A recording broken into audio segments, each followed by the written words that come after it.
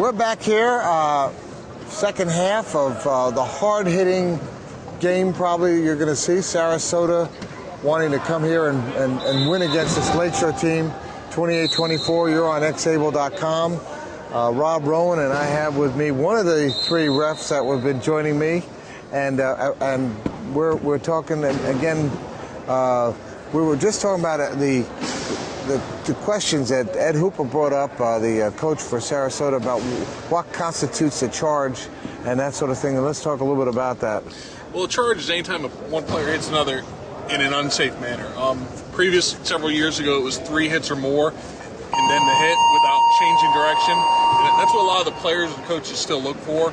I'm not sure exactly what play Ed was asking about. He felt some of the Lakeshore players may have been getting real close to that charging level. Andy did a good job explaining to him what he's looking for in the charge, and that it is a perception of the referee. And he didn't see it as an unsafe hit, so he didn't make the call. Yeah. Well, that was, I have a good guess. It was one of Joel Wilmot's hits. Joel loves to hit. Joel is, so here we go. Dave Jenkins with the ball. Hoveround who gets possession this time, and that means they also, unless there's a turnover of some sort, they will not get possession at the beginning of the fourth quarter. We'll see. But that score for them makes it, did she get that in there? 26-29. Come on, let's get one. Let's see, make sure we're, oh no, I guess it's 4 points. 25-29. And Joel with an easy pass, and he scores. So, what does Sarasota have to do here to win this game? They need to get a couple of turnovers. They've got to kind of play error free for here for a quarter and try to get a couple of turnovers to get the score turned around. Doesn't have to be all at once. Okay, what do we have here? Did they call that a spinning? Oh, reaching in? And I like Donna's idea on this. I mean, basically, with 44 up on the chair, he's impeding the progress of number 9. So it looks like she's called the hold on 44 Gray, and now he's off there. But it took his player to dislodge him. So that's going to be considered a. That's probably a hold. That's probably going to be a hold. Should be a hold. So he would go into the penalty box. Yes. Good old country boy there. Well, no, actually, they're not. See, I think what they're going to call it now is the inadvertent whistle. I think when she blew the whistle, Kirkland was actually up on Joel. Oh, wow. Nick with some good hands to recover from that. Joel with a great timing on that hit and almost caused that turnover. Like you said, they cannot afford any, and they need to make some turnovers. Big part of the game. They're really, I think, also, we'll see this in the second half. These guys will be trying to make more plays on the ball. It's kind of a normal thing. Joel to Brian, and how many times we've seen Brian to Joel, Joel to Brian. Easy score. Interesting matchups that we end up seeing here. Lakeshore facing this, and they face Portland. And I think Portland is going to be an interesting battle. Someone asked me over when I went to go get some water who they liked in D1. I said, well, Lakeshore will be there. It's going to see who they're going to play. And Portland and I think Texas are going to be the guys that will come out in D1. Yeah. To make it interesting for them. I mean, they played Denver actually, but you're right. But if they win their pool, their pool play will be against someone from that. That'll be a real interesting matchup. So. Well, Texas, they've beaten twice at Knock and Roll and Demolition Derby. And there is Joel for a score. 32-27, 5 points. Actually, instead of it going down, it's going back up. So. I know. Nick. Ooh, nice.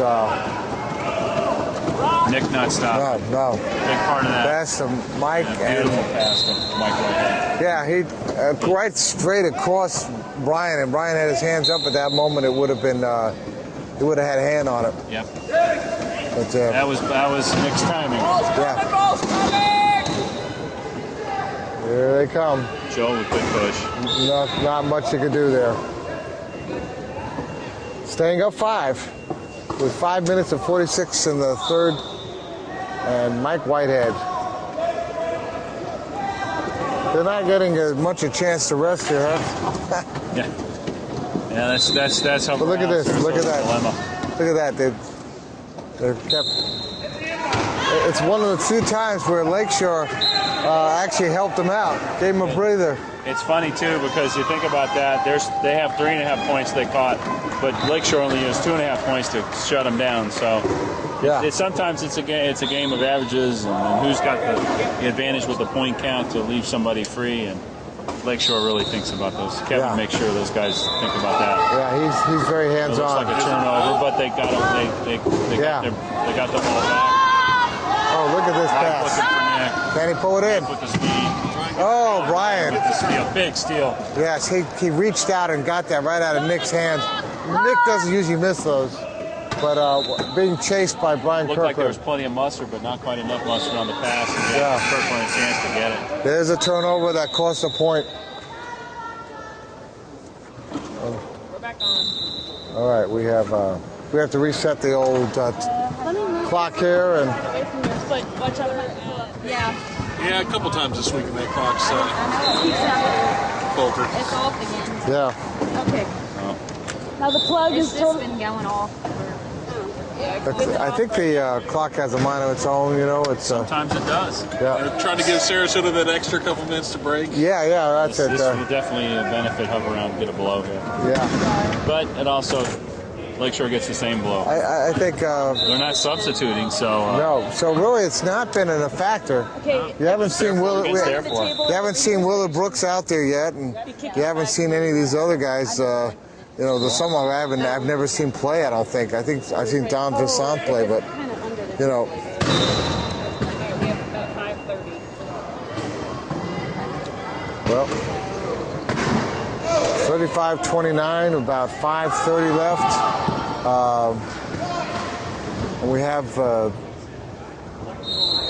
xable.com bringing you great, exciting quad rugby action, hard hitting from the Broadbent Arena in sunny Louisville.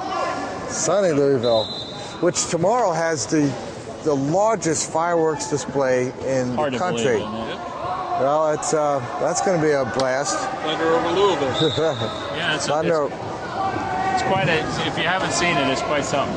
And I think it's as preparation for the Kentucky Derby. Oh, look at that, Nick with some heads on. I think nice.